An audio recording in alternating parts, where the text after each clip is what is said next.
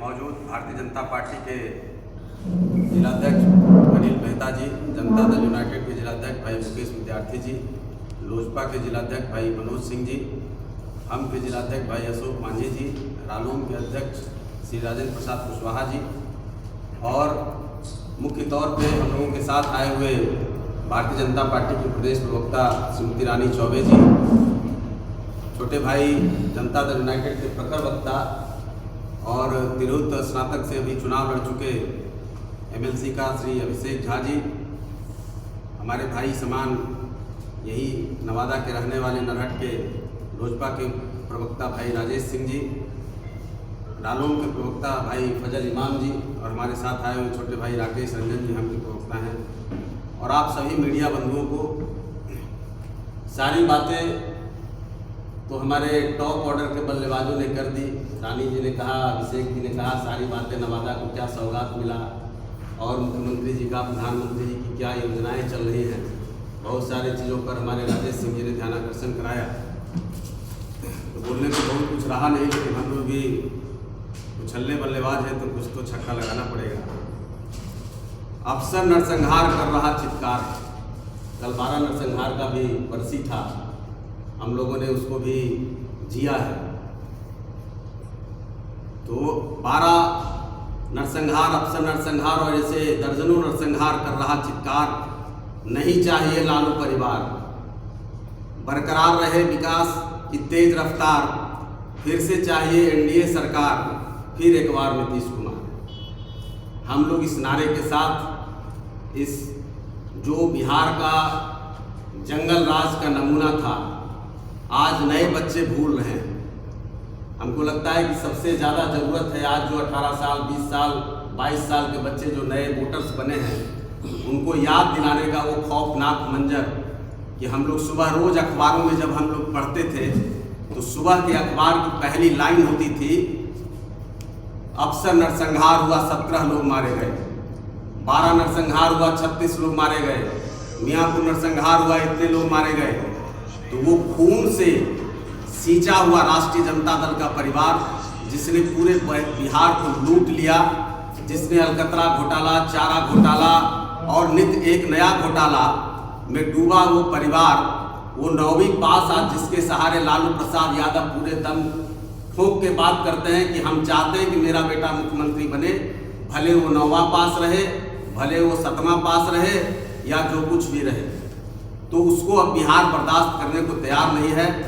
हमारे नेता डॉक्टर संतोष कुमार सुमन जी ने एक नारा दिया है, बिहार की सांच एनडीए के हम 5। मित्रों, महाभारत की लड़ाई, धर्म युद्ध की लड़ाई, और उसमें बिल्कुल खांचा तैयार है। एक तरफ हम पांडव के रूप में 5 पांडव के रूप में हम 5 दल हैं, और एक तरफ कौरवों का एक जमात है जिसका एक ही मकसद है बिहार को लूटना, बिहार को बर्बाद करना, बिहार के लोगों को नफरत के जाल में फंसा करके, जाति, पंथ, मजहब, धर्म के आग में झोंक करके, नरसंहार के और दंगों की राजनीति को फिर से जिंदा करने का जो उनका मकसद है, उसमें हम तो बहुत अनहोनी देख रहे हैं कि माननीय नेता प्रतिपक्ष तेजस्वी प्रसाद यादव जब बिहार में बाढ़ आता है, बिहार में कोई समस्या रहती है, बिहार में कोई उनकी ज़रूरत रहती है, तो ईरान, जापान, तेहरान और पता नहीं कहाँ रहते हैं कि उनका पता न लालू यादव जी को रहता है न उनके परिवार को रहता है, गुप्त यात्रा पर रहते हैं।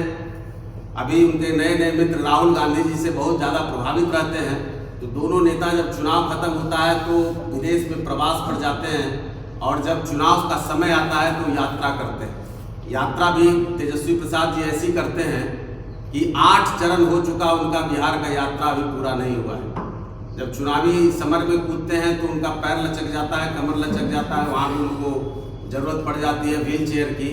और हमारे मुख्यमंत्री पर जो जिस तरह के वो लोग आरोप लगाते हैं, हमारे मुख्यमंत्री एक चरण में पूरे बिहार की न जाने कितनी यात्राएं कर चुके हैं। जितनी उम्र होगी तेजस्वी प्रसाद यादव जी की, उतनी बार मुख्यमंत्री जी ने इस बिहार का चक्कर लगाया होगा, तो वो उनसे अपनी तुलना करते हैं। हम ये भी बताने आए हैं, हमारी माँओं बहनों को आज वो प्रलोभन दे रहे हैं, आज वो पेंशन की बात कर रहे हैं, आज वो माई बहन सम्मान योजना की बात करते हैं। हमको हंसी आती है, भाई भौजाई सम्मान कर लेते तो उसका भी हम लोग कुछ मान रखते।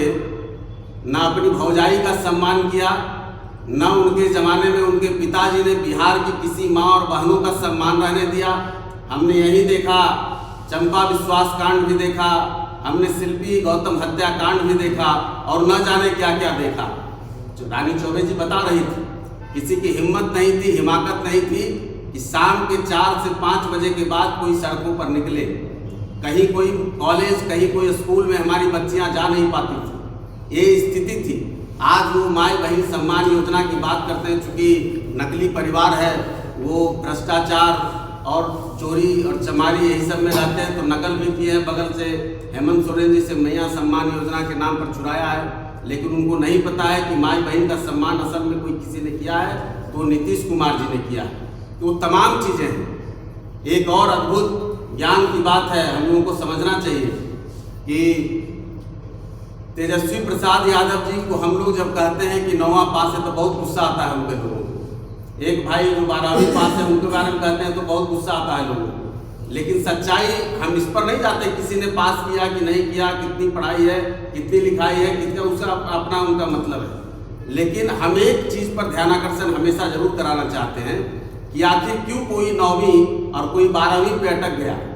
जब लालू परिवार माता पिता की सरकार रहती थी, जब माता और पिताजी मुख्यमंत्री थे, तो उस घर से टॉपर निकलता था, MBBS टॉपर, दीदी मीसा भारती MBBS टॉपर। आप लोगों को पता है कि नहीं है?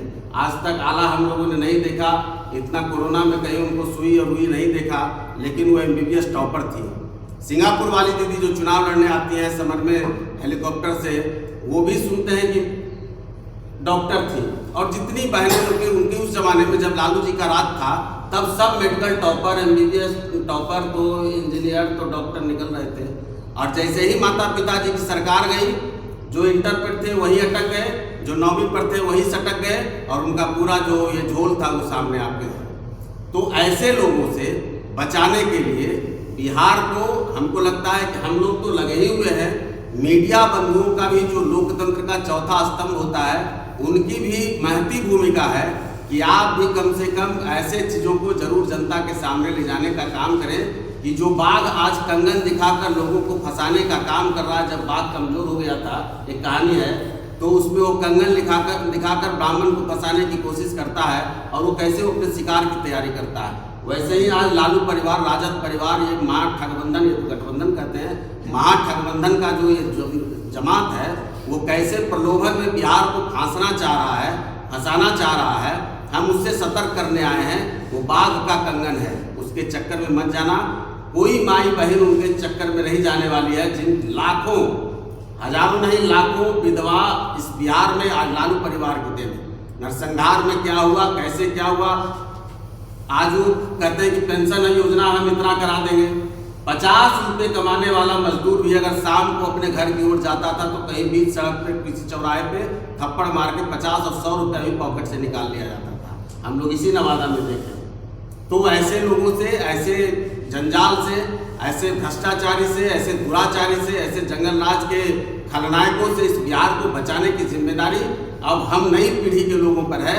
इसलिए खास तौर पे आप सबों से आग्रह करने आए हैं कि उस नकली परिवार, उस नकली लोगों से इस बिहार को बचाइए। और नीतीश कुमार जी आज बड़े तरह की बात करते हैं, हम तो बस एक पंक्ति में कहेंगे नीतीश कुमार जी के लिए कि चमन को सींचने में कुछ पत्तियां झड़ गई होंगी, यही इल्जाम है हम पर वतन से बेवफाई का।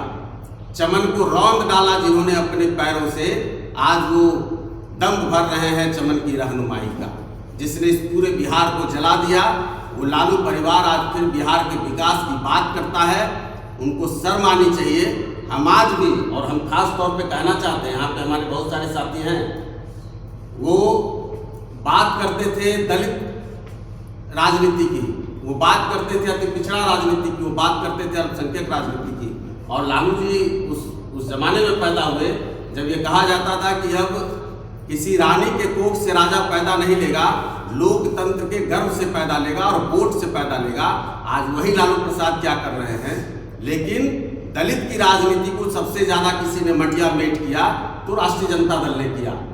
इस NDA के प्रेस वार्ता में आए हुए हमारे प्रदेश से भारतीय जनता पार्टी की प्रवक्ता श्रीमती रानी चौबे जी, जदयू से प्रदेश के प्रवक्ता अभिषेक झा जी, हमारे जस्ट बगल में बैठे हुए नवादा से आते हैं श्याम सुंदर सरन जी, हम के राष्ट्रीय प्रवक्ता हैं, और राकेश जी, यहाँ के जिलाध्यक्ष अनिल मेहता जी हमारे भाई समान हैं, और जिलाध्यक्ष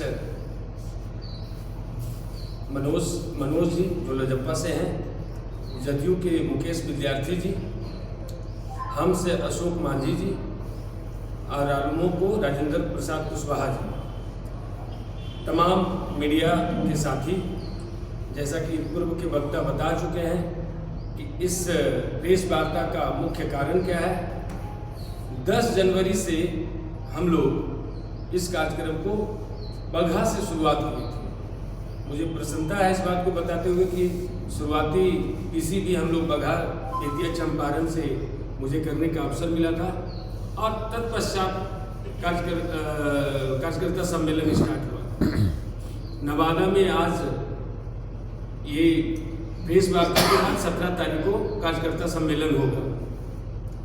मुख्य तौर पे अभिषेक जी ने सारी बातें बता दिया है कि इस प्रेस वार्ता का मुख्य बिंदु ये है कि जो आने वाला कार्यक्रम 17 तारीख को हो वो ऐतिहासिक हो, बढ़ चढ़ करके हमारे कार्यकर्ता मिले और एक नई गाथा वहाँ से शुरुआत होगी। जैसा कि आप लोग को जानकारी है कि इस नवादा में 5 कंस्टिट्यूएंसी है हमारे एमएलए का, और लोकसभा की बात करेंगे तो 6 है। इस बार खुली तौर पे हम लोग इस बात की योजना बनाए हैं कि 225 का लक्ष्य रख करके अगर तो हम लोग चुनाव जीतेंगे तो नवादा से मुझे 6 के 6 नवादा लोकसभा से 6 के 6 सीट चाहिए, और नवादा अगर जिला से कहें तो हम मुझे 5 के 5 चाहिए। इसको लेकर के हम लोग कार्यकर्ता सम्मेलन कर रहे हैं। हर जिले में जो सम्मेलन हुआ है वो अपार समर्थन मिला है कार्यकर्ताओं का। हम लोग जहाँ तक विकास की बात है, रानी चौबे जी पूर्व में बता चुके हैं कि आदरणीय प्रधानमंत्री जी के नेतृत्व में देश जिस तेजी से प्रगति कर रही है, या नीतीश कुमार जी के नेतृत्व में पिछले 20 साल लगभग 20 साल के जो उनका कार्यकाल रहा है, ये कहीं न कहीं बिहार के इतिहास में ऐसे कार्य करने वाले मुख्यमंत्री में अव्वल नंबर पे और पहले दर्जे में उनका नाम आता है। नवादा का भ्रमण वो कर चुके हैं, जो अभी उनका यात्रा चल रहा था, कई सौगात दिए हैं, पूर्व में बता चुके हैं। मैं फिर से उस पर आप लोग का समय व्यतीत नहीं करना चाहता हूँ, लेकिन एक बड़ी सौगात जो मेडिकल कॉलेज और अस्पताल का मिला है नवादा को, इससे लिए हम लोग सब मिलकर के मुख्यमंत्री जी को धन्यवाद भी देते हैं, और बाकी सारे कार्यकर्ता इसको जनता तक के लेके जाने का आगे के चुनावी साल में ये काम करेंगे और बताने का काम करेंगे। जहाँ तक रह गई हम लोग का जो कंपटीशन है या हम लोग का जो लड़ाई है बिहार में, एक तरफ एनडीए रहेंगे जो 5 दल हम लोग यहाँ बैठे हुए हैं, दूसरी तरफ राजद कांग्रेस का अनुरा कुश्ती जो चालू है। आप लोग भली भांति मीडिया साथी जानते ही हैं कि किस अवस्था में वो चुनाव लड़ेंगे और क्या उनका गोल है पब्लिक के लिए, क्या गोल है उनका बिहार की जनता के लिए, क्या उनका नीति है, क्या सिद्धांत है, वो स्वयं अपने चुनाव के लिए नहीं तय कर पा रहे हैं, तो बिहार और बिहारियों के लिए वो क्या तय करेंगे। जिस प्रकार से बजट में अभी आप लोग देखे प्रधानमंत्री नरेंद्र मोदी जी के नेतृत्व में 12 लाख रुपए तक के टैक्स फ्री किया गया, ये कोई साधारण बात नहीं है। कभी कल्पना भी हम लोग नहीं किए थे कि 2025 में हम लोग 12 लाख टैक्स फ्री हो जाएंगे। तो जिस गति से प्रधानमंत्री जी विकसित कर रहे हैं हमारे देश को, और जो उनका कार्य करने का तरीका है, तो कभी 5वें पायदान पे आर्थिक रूप तौर पे हम लोग आना चाहते थे। मुझे तो इस बात का भरोसा हो गया कि प्रधानमंत्री जी आने वाले काल में, आने वाले चुनाव में कहीं इसे तीसरा स्थान पे आर्थिक व्यवस्था पे ना पहुंचा दें। तो उनका कार्य करने का जो एक तरीका है और जो संकल्पित होकर के करते हैं, या जो कमिटमेंट हमारे मुख्यमंत्री जी का होता है, वो कहीं न कहीं इस बात को जनता के भरोसा जीत चुका है कि 225 का लक्ष्य भी आसानी से हम लोग प्राप्त कर लेंगे। सिर पे है जो हमारी विपक्षी पार्टी हैं, वो ना अपना चुनाव का तरीका तय कर पा रहे हैं, कौन कौन दल रहेंगे वो न तय कर पा रहे हैं। सीट और नेता तो खैर उनसे होने ही वाला नहीं है। तो आप लोग के माध्यम से नवादा की जनता को आह्वान करने आए हैं कि आने वाले 17 तारीख को जो हमारा कार्यकर्ता सम्मेलन होगा वो ऐतिहासिक हो और सारे कार्यकर्ता हम लोग सब एक दल में, आज एनडीए एक दल हो चुका है अगर देखा जाए तो हम लोग इस दल के एक परिवार के सदस्य के रूप में है। इसमें कहीं कोई अलग और मतभिन्नता नहीं है। हम लोग पूरी मजबूती से जो हमारे पार्टी के नेता तय करेंगे उससे बूथ स्तर के सब कार्यकर्ता लेकर के हम लोग चुनाव लड़ेंगे। हर किसी के हाथ में हर पार्टी के झंडा लेते हुए हम लोग, चाहे वो एनडीए में चौबे को कि अपनी बात को आपके बीच में आप सभी मंचासीन, सभी एनडीए के सभी प्रवक्ता, राष्ट्र प्रवक्ता, प्रदेश प्रवक्ता, हमारे जिला अध्यक्ष, सभी जिला अध्यक्ष एनडीए के और सामने बैठे मेरे मीडिया भाइयों का बहुत बहुत नमस्कार। आप सबको पता है कि एनडीए का कार्यकर्ता सम्मेलन चल रहा है। पूरे बिहार में, पूरे जिला में यह कार्यकर्ता सम्मेलन चल रहा है। यह सम्मेलन सिर्फ इसलिए नहीं है कि हम एक सम्मेलन और एक कार्यक्रम कर रहे हैं। यह सम्मेलन है हमारी एकजुटता का, यह सम्मेलन है हमारे एनडीए की एकजुटता का, हमारे बिहार में हो रखी चौमुखी विकास का। जिस तरीके से विकास की धाराएं बह रही हैं, जिस तरीके से निर्माण हो रहे हैं, चाहे वो पुल पुलिया की बात हो, चाहे वो रोड की बात हो, चाहे वो महिला शक्तिकरण की बात हो, चाहे वो स्वास्थ्य की बात हो, चाहे वो शिक्षा की बात हो, हर क्षेत्र में आदरणीय नीतीश कुमार जी के नेतृत्व में बिहार में और आदरणीय प्रधानमंत्री नरेंद्र मोदी जी के नेतृत्व में पूरे देश में जिस तरीके से चौमुखी विकास हो रहा है, यह उसका सम्मेलन है। आज हम एनडीए के सभी प्रवक्ता राष्ट्र से लेकर प्रदेश तक यहाँ बैठे हुए हैं। ये एक बिहार को एक मैसेज जाना चाहिए कि हम सब साथ हैं, हम सब साथ होके जिस तरीके से आदरणीय नीतीश कुमार जी का साथ निश्चय है, जिस तरीके से सबका साथ, सबका विकास और सबका विश्वास आदरणीय नरेंद्र मोदी जी का मिशन है, तो उसी तरीके से हम सब साथ बैठ के इस मिशन के लिए बैठ के आप लोगों के सामने, मीडिया बंधुओं के सामने ये कहना चाहते हैं कि आज का जो समय है, जो दौर है, जो महिलाएं सशक्त है, जो महिलाओं ने जिस तरीके से आदरणीय नीतीश कुमार जी ने और आदरणीय नरेंद्र मोदी जी ने और एनडीए के सभी जितने भी घटक दल हमारे हैं, सबने मिल के जिस तरीके का विकास किया है, यह उसकी बारी है और ये उसका सम्मेलन है। आप सबको मैं एक चीज़ और बताना चाहूँगी कि जिस तरीके से इस नवादा जिले के विकास के लिए बहुत सारे कार्य हुए हैं, जिस तरीके से नरेंद्र मोदी जी से लेकर नीतीश कुमार जी से लेकर एनडीए की पूरी सरकार जो एकजुट होकर जिस तरीके का कार्य किया है हम लोगों ने, मैं 2-4 कुछ पॉइंट आपको बताना चाहूँगी।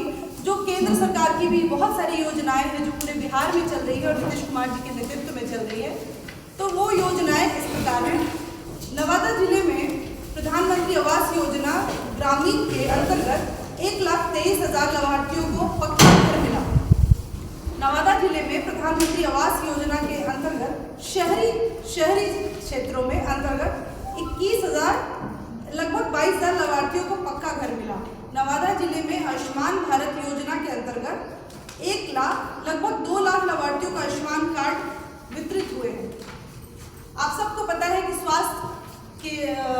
स्वास्थ्य लाभ कितना ज़रूरी है पूरे बिहार और पूरे देश के लिए। और इससे पूर्व में मैं आप सबको बता दूं कि किसी ने नहीं सोचा था कि किसी भी इंसान को 5 लाख रुपए की भी ज़रूरत होती है। किसी भी जो भी इंसान नौकरी में हो, किसी भी बिजनेस में हो, किसी भी क्षेत्र में हो, किसी घर में 10,000, 5,000, 10,000 की ज़रूरत भी अगर पड़ती थी तो सरकार कहीं भी हस्तक्षेप नहीं करती थी, लेकिन उसको सिर्फ और सिर्फ सोचा नीतीश कुमार जी और आदरणीय प्रधानमंत्री जी ने। आपको मैं बताऊं कि पीएम गरीब कल्याण योजना के अंतर्गत लगभग 3.5 लाख लाभार्थियों को लाभ मिला है। जल जीवन मिशन के अंतर्गत लगभग 3.5 लाख लाभार्थियों को स्वच्छ पानी पीने के लिए मिला है। ये नवादा जिले की मैं बात कर रही हूँ। पीएम उज्ज्वला योजना के अंतर्गत लगभग 2,07,327 लाभार्थियों को एलपीजी गैस कनेक्शन मिला है। पीएम किसान सम्मान निधि योजना के अंतर्गत 1,82,260 किसानों को लाभ मिला है। क्षेत्र में गोविंदपुर विधानसभा के क्षेत्र में बरैव गोविंदपुर पथ पर महेश्वरपुर के पुल का निर्माण कार्य हुआ है। नवादा नगर के सड़कों पर डिवाइडर बना कर जाम मुक्ति दिलाने का कार्य किया गया है। यातायात की सुविधाएं बढ़ाई गई हैं। अधिकतर शिविर का सामाजिक आधिकारिक शिविर का आयोजन कर विकलांग नागरिकों को ट्राईसाइकिल देने का कार्य किया गया है। गोसाई बिघा के कूच घाट पर ब्रिज का निर्माण कार्य हुआ है। नवादा लोकसभा के वारसलीगंज विधानसभा में रेलवे ब्रिज का निर्माण किया गया है। बख्तियारपुर से रजौली तक 4 लेन का निर्माण कार्य चल रहा है, जिसमें नवादा के सद्भावना चौक पर ब्रिज बनाने का कार्य चल रहा है।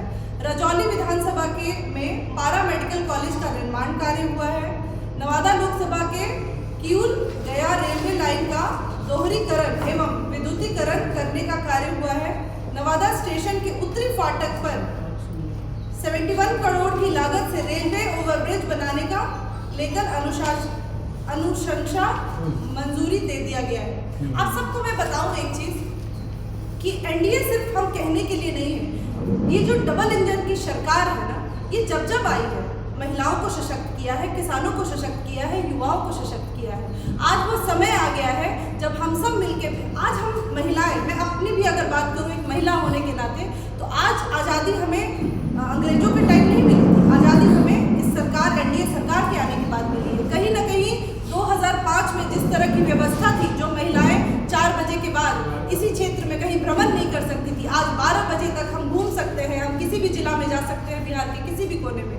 तो नीतीश कुमार जी ने इस तरीके से हमें सशक्त किया है। और जिनकी केंद्र की योजनाओं का, देखिए जब कोई एनडीए की जब हम सरकार जब एकजुट हुए, तो हमने ये समझा कि हमारे लिए कुर्सी जरूरी नहीं है, हमारे लिए किसी कुर्सी के हम मोहताज नहीं थे। हमें सिर्फ और सिर्फ बिहार का विकास करना था, महिलाओं को सशक्त करना था, युवाओं को रोजगार देना था। और ये जो राजद की सरकार है, मैं कहना चाहूंगी इस मंच से कि राजद की सरकार भूल जाए कि आने वाले समय में हम मौका भी देंगे उन्हें आने वाले समय में सीट निकालने का, क्योंकि अब बिहार की जनता जाग चुकी है। अब हर बेटी बहुओं को जरूरत है। अब हर घर का युवा, हर घर का गार्जियन ये चाहता है कि हमारी बच्चियां सुरक्षित हो, हमारे घर की लाज लज्जा अगर सुरक्षित रहेगी, हमारी घर की, बिहार की महिलाएं सुरक्षित रहेगी, तो पूरा बिहार सुरक्षित रहेगा। आज इससे पूर्व में जब 2005 में सरकार थी, इससे पूर्व में आप 90 का दशक हम भूल नहीं पाते हैं। मैं भी उस समय की बच्ची हूँ, जब हमें कॉलेज जाने के समय माँ और चाचा और पिता रोकते थे कि आप मत जाइए, 4 बजे के बाद अकेले जाइएगा तो हो सकता है कोई बड़ी दुर्घटना हो जाए। तो ये स्थिति थी बच्चियों की, कि हम बच्चियां आज़ादी से घूम नहीं पाते थे उस समय। हमने अपना बचपन बहुत ही डर के खौफ में बिताया है इस बिहार में। लालू प्रसाद जी को मैं यहाँ से हिदायत देना चाहूँगी एक महिला होने के नाते, कि अब वो दौर चला गया जब आप अपने पुत्र की सिर्फ विरासत चाहते हैं, अपनी पुत्री की सिर्फ विरासत चाहते हैं। अब पूरा बिहार एनडीए के साथ है, हम सशक्त हैं और सबका साथ, सबके विकास की हम कार्य करने जा रहे हैं। समय आ गया है जब महिलाओं, युवाओं और किसानों को अब आगे बढ़ने का समय है और हम चौमुखी विकास की ओर। मैं चाहूँगी कि आगे के प्रवक्ता इसमें उपस्थित एनडीए के सभी घटक दलों के सम्मानित प्रवक्तागण, संग उपस्थित एनडीए के सभी दलों के सम्मानित जिलाध्यक्ष गण, अन्य सभी नेतागण और आप सभी प्रेस के साथियों का हमारी तरफ से हार्दिक स्वागत, अभिनंदन। मूल उद्देश्य इस प्रेस वार्ता का क्या है, उस पर मैं आपका ध्यान आकृष्ट करना चाहता हूँ। बहुत बखूबी अभी भारतीय जनता पार्टी की साथी प्रवक्ता है आदरणीय रानी चौबे जी ने आप सबको बताया कि केंद्र की सरकार की क्या योजनाएं आपके इस नवादा जिले के लिए और क्यों एनडीए का सम्मेलन हुआ। संक्षेप में आप सबको ये समझाना चाहता हूं कि बिहार में जो वर्तमान राजनीतिक परिस्थिति है, उसमें 2 गठबंधनों के बीच की लड़ाई है। एक तरफ महागठबंधन है, इंडिया अलायंस तो तार-तार हो चुका है, इसलिए महागठबंधन ही कहना उचित होगा, जो नाम भी हमारे नेता नीतीश कुमार जी ने ही दिया। और दूसरी तरफ एनडीए का हमारा मजबूत कुनबा है, जिसमें इतने सारे घटक दल हैं, हमारी एक मजबूत विचारधारा है, मजबूत लीडरशिप है, नीति है, नियत है, सब कुछ। एक तरफ महागठबंधन में आपको जो नूरा कुश्ती दिख रही है कि कांग्रेस पार्टी से तारिक अनवर साहब कह रहे हैं कांग्रेस पार्टी को अकेले चुनाव लड़ना चाहिए, कई विधायक दिखा रहे हैं राष्ट्रीय जनता दल को, कि भाई कांग्रेस पार्टी सक्षम है। अभी आपने देखा कि दिल्ली के विधानसभा के चुनाव में आम आदमी पार्टी का कितना बुरा हश्र होता है। तो नूरा कुश्ती से ग्रसित महागठबंधन है और दूसरी तरफ हमारा गठबंधन समन्वय के साथ, आपसी सहमति के साथ हर फैसले समय से पूर्व लिए जा रहे हैं। अभी विधानसभा के चुनाव में थोड़ा समय बचा हुआ है, लेकिन उससे इतर सभी दलों ने मिलकर कार्यक्रम बनाया और किस खूबसूरती के साथ हर जिले में सभी पार्टियों के सम्मानित प्रदेश के अध्यक्ष बने नेता उसमें शामिल हो रहे हैं। सुंदर जी ने, शरण जी ने खेलों की बात कर दी, तो मुझे लगता है कि खेलों की बात भी हो जानी चाहिए कि बिहार में खेलों की स्थिति क्या थी और क्या है। हम सड़कों की बात कर रहे हैं, स्वास्थ्य की बात कर रहे हैं, शिक्षा की बात कर रहे हैं, खेल कहीं छूट जा रहा है। और चूंकि मेरा ताल्लुक खेलों से भी रहा, मैं खेल पत्रकारिता में लगभग 15-20-25 साल रहा और देश के तमाम हिस्सों में गया, खेलों को कवर किया। और जब जाता था तो बिहार का नाम कहीं दिखाई नहीं देता था, चाहे वॉलीबॉल हो, हॉकी हो, तीरंदाजी हो, एथलेटिक्स हो। लेकिन माननीय मुख्यमंत्री नीतीश कुमार की अगुवाई में जो सबका और प्रधानमंत्री देश के माननीय नरेंद्र मोदी की अगुवाई में सबका साथ सबका विश्वास का एक तरफ नारा और एक तरफ नारा है न्याय के साथ विकास। उन्होंने खेलों में भी न्याय के साथ विकास को सामने रखा है और बगल में नालंदा में खेलों की यूनिवर्सिटी बनाई है, जिसे यूनिवर्सिटी ग्रांट कमीशन ने इसी जनवरी में मंजूरी देकर बिहार के युवाओं के लिए बहुत सारे रास्ते, उन रास्तों पे खेलों का विकास होगा, उस इलाके का विकास होगा। क्योंकि खेलों का जहाँ विकास होता है उस प्रदेश का विकास होता है, उस देश का विकास होता है।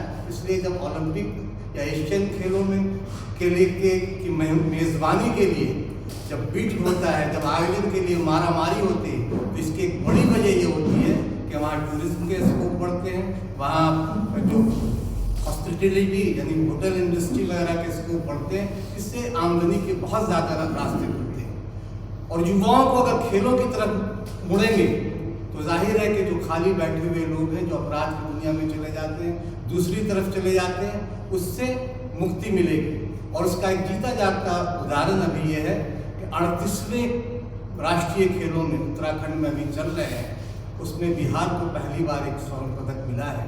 और ये माननीय नीतीश कुमार की अगुवाई में जो खेलों को लेकर जो नीति बनी है उसकी वजह से संभव हो पाया है। और आगे भी आप देखेंगे कि क्योंकि अभी राजगीर में एक एस्ट्रोटर्फ का निर्माण हुआ, जिससे अंतर्राष्ट्रीय स्तर के मैचेस हो रहे हैं और होंगे आने वाले दिनों में भी। तो एक विकास के रास्ते, एक नया रास्ता खुलेगा, रोजगार का नया रास्ता खुलेगा, पर्यटन के नए रास्ते खुलेंगे और ये खेलों के जरिए होगा। और एक दूसरी बात मैं कह रहा हूँ